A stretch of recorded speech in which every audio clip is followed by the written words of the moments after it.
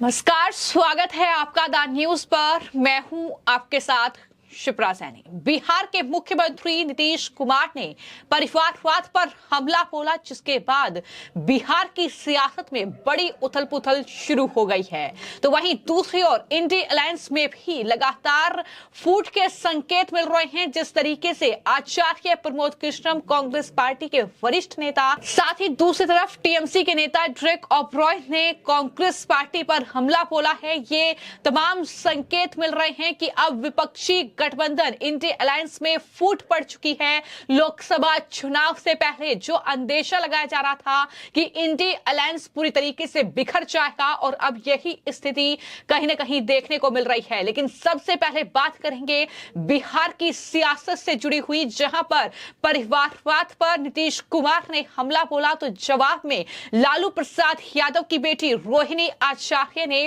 नीतीश कुमार पर हमला बोलते हुए कई ट्वीट किए। सिलसिलेवार ढंग से ट्वीट जो किए गए, उसमें रोहिणी आचार्य ने लिखा कि हवाओं जैसी जिसकी विचारधारा बदलती है वो है नीतीश कुमार। तो इस तरीके से रोहिणी आचार्य ने ये बड़ा हमला बिहार के मुख्यमंत्री पर बोला है। ये उन पर बोला गया है जो कि लालू प्रसाद यादव की पार्टी के साथ गठबंधन किए हुए हैं बिहार में, यानी आरजेडी और जेडीयू की गठबंधन की सरकार बिहार में है। और उन सब के बीच इस तरीके का अब सियासी उथल पुथल रोहिणी आचार्य के इन तमाम पोस्ट के बाद अब बिहार में शुरू हो गया है। एक मजबूती के सवाल पर देश में जो समाजवादी विचारधारा है, जो उनके मूल्य हैं, जो उनके आदर्श हैं, उसकी एका को लेकर के जो लोग छद्म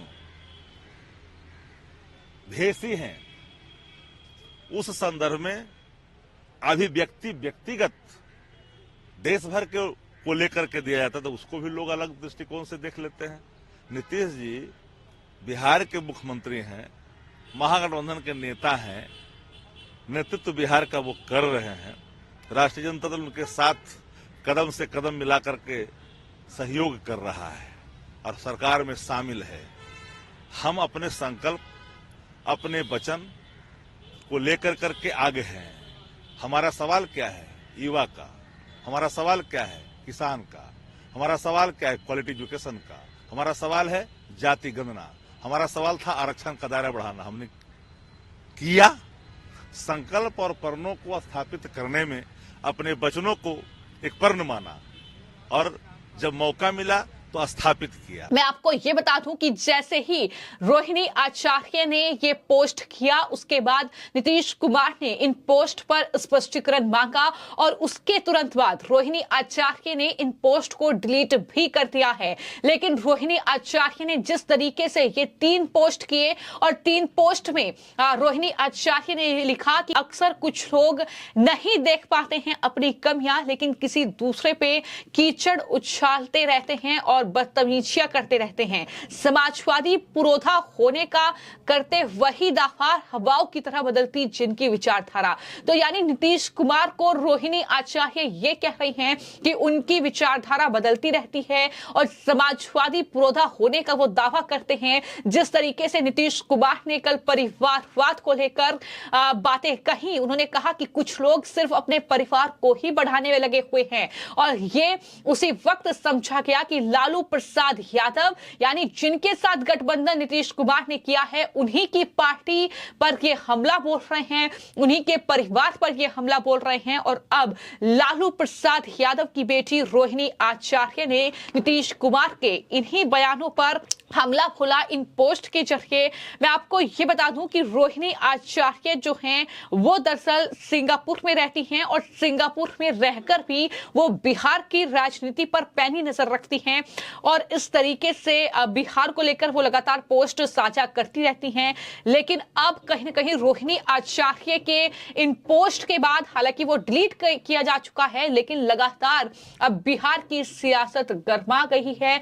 लगातार अब टूट के संकेत बिहार में भी मिल रहे हैं। क्या बिहार में सत्ता परिवर्तन होगा?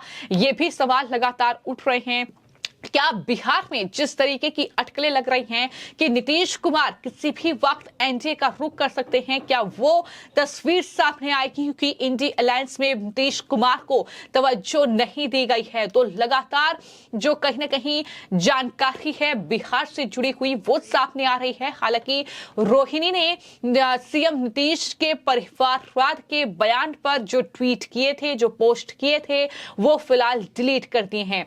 लेकिन नीतीश कुमार ने, मुख्यमंत्री ने तुरंत रोहिणी के इन पोस्ट पर स्पष्टीकरण मांगा और उसके बाद ही बिना किसी लाग लपेट के, बिना किसी बयान के उन्होंने ये पोस्ट डिलीट कर दिए हैं। लेकिन बौखलाहट साफ तौर पर देखने को मिली है कि किस तरीके से जेडीयू और आरजेडी के बीच कुछ भी सही नहीं चल रहा है और बिहार में बड़ा सत्ता परिवर्तन हो सकता है। इस तरह की लगातार कहीं ना कहीं इनपुट्स जो हैं, जो अटकलें जो हैं, वो लगातार लगाई जा रही हैं। इसके अलावा बात करें इंडी अलायंस की तो लगातार उसमें भी फूट पड़ी हुई है और ममता बनर्जी से लेकर जहां पंजाब के मुख्यमंत्री ने लोकसभा चुनाव अपने राज्यों में अकेले लड़ने का ऐलान कर दिया है, तो वहीं बात अगर कांग्रेस पार्टी के वरिष्ठ नेता आचार्य प्रमोद कृष्णम की जाए तो वो लगातार इंडी अलायंस पर हमला बोल रहे हैं। लेकिन उन्होंने एक और पोस्ट किया है जिसमें उन्होंने डीएमके का मतलब लोगों को समझाया है। जी हां, सनातन पर निशाना साधने वाली सत्ताधारी तमिलनाडु की पार्टी डीएमके, उसका मतलब आचार्य प्रमोद कृष्णम ने लिखा है। डी मतलब डेंगू, एम मतलब मलेरिया, के मतलब कोड और इसे खत्म करने का समय आ गया है, ये भी आचार्य प्रमोद कृष्णम ने लिखा है। तो इंडी अलायंस में शामिल डीएमके को खत्म करने का समय आ गया है, ये आचार्य प्रमोद कृष्णम कांग्रेस पार्टी के नेता लिख रहे हैं। तो इस तरीके से चेन्नई की सड़कों पर 1 लाख से ज्यादा लोग हाथ में भगवा लेकर जय श्री राम का नारा उन्होंने लगाया। इस पोस्ट पर ही आचार्य प्रमोद कृष्णम ने ये रिपोस्ट करते हुए डीएमके को खत्म करने की बात कह दी है, क्योंकि ये वही पार्टी है जो राम मंदिर का जो कार्यक्रम था उसका विरोध उसने किया और तमिलनाडु में भी तमाम कोशिशें की कि कार्यक्रम ना हो पाए, वहां पर लोग एकजुट ना हो पाए, जय श्री राम के नारे वहां पर ना लगाए जाएं। लेकिन इन सब के आगे तमिलनाडु के मुख्यमंत्री की एक नहीं चली और चेन्नई में ये भव्य कार्यक्रम कहें या नजारा कहें, ये देखने को मिला है जहां राम भक्तों ने न सिर्फ भगवा लहराया है बल्कि जय श्री राम के नारे भी लगाए हैं। तो सनातन को खत्म करने की बात करने वाले अब डीएमके को खत्म करने की बात कांग्रेस पार्टी के वरिष्ठ नेता आचार्य प्रमोद कृष्णम ने कही है।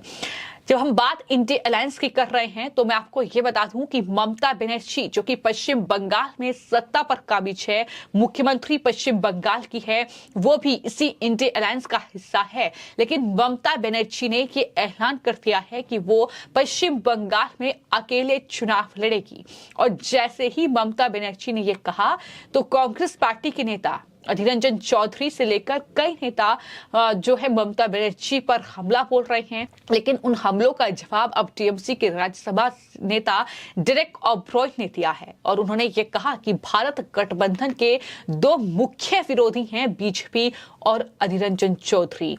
तो इस तरीके से उन्होंने साफ तौर पर अधीर रंजन चौधरी पर हमला बोला है और ये कहा है कि गठबंधन के बंगाल में काम नहीं करने के 3 कारण हैं, सिर्फ अधीर रंजन चौधरी, अधीर रंजन चौधरी और अधीर रंजन चौधरी।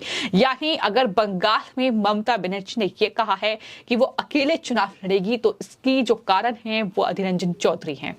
इस तरीके से डेरेक ओब्राय ने जवाब दिया है। लेकिन बिहार से लेकर पंजाब तक और पंजाब से लेकर पश्चिम बंगाल तक और बंगाल से लेकर राजधानी दिल्ली तक ये जो इंडी अलायंस में शामिल 26 राजनीतिक दल हैं, ये एक मंच पर एकजुट नजर आए। वो भी तब तक जब तक सीट शेयरिंग के फॉर्मूले पर बात नहीं हुई, वो भी तब तक जब तक मुख्यमंत्री के चेहरे पर बात नहीं हुई। लेकिन जैसे ही मेन मुद्दा आया वैसे ही कहीं ना कहीं ये तमाम राजनीतिक दल अब तितर बितर हो चुके हैं। अब हर कोई अपना अपना सियासी फायदा देख रहा है, अपने अपने जिस राज्य में वो सत्ता पर काबिज है वहां पर चुनाव लड़ने की घोषणा अकेले कर दी है। तो इस तरीके से इंडी अलायंस अब पूरी तरीके से बिखर चुका है, टूट चुका है। ये तस्वीरें साफ तौर पर इस बात की गवाही दे रही हैं। हालांकि ऑफिशियल टूटने की घोषणा नहीं की गई है। जाहिर तौर पर अभी भी कई नेताओं की कोशिश है कि एकजुट किया जाए, लेकिन बिहार में जेडीयू और आरजेडी भिड़ रही है, तो पश्चिम बंगाल में कांग्रेस और टीएमसी भिड़ रही है। इसके अलावा बात अगर पंजाब की जाए तो वहां भी आम आदमी पार्टी और कांग्रेस पार्टी में कोई जुड़ाव होता नजर नहीं आ रहा है। समाजवादी पार्टी और कांग्रेस पार्टी उत्तर प्रदेश में भिड़ रही है। तो तमाम राज्यों में यही हालात इंडिया अलायंस के नजर आ रहे हैं और इस तरीके के हालात कहीं ना कहीं फिलहाल बने हुए हैं, जो कि इंडिया अलायंस में शामिल जो बड़े राजनीतिक दल हैं, कांग्रेस पार्टी और साथ ही आम आदमी पार्टी, इसके अलावा पश्चिम बंगाल में टीएमसी, एनसीपी से लेकर तमाम जो शिवसेना उद्धव ठाकरे की पार्टी है, उनके लिए कहीं ना कहीं ये बहुत बड़ा झटका है। तो जिस तरीके से नीतीश कुमार अब बेटी लालू प्रसाद यादव की रोहिणी के पोस्ट पर उन्होंने जवाब मांगा, तो रोहिणी ने पोस्ट डिलीट कर दिए हैं। लेकिन बिहार की सियासत में एक बड़ा उथल पुथल का संकेत कहीं ना कहीं उनके जरिए दे दिया गया है। फिलहाल आपकी इस पूरे मामले को लेकर क्या राय है, हमें कमेंट बॉक्स में जरूर लिखें। धन्यवाद।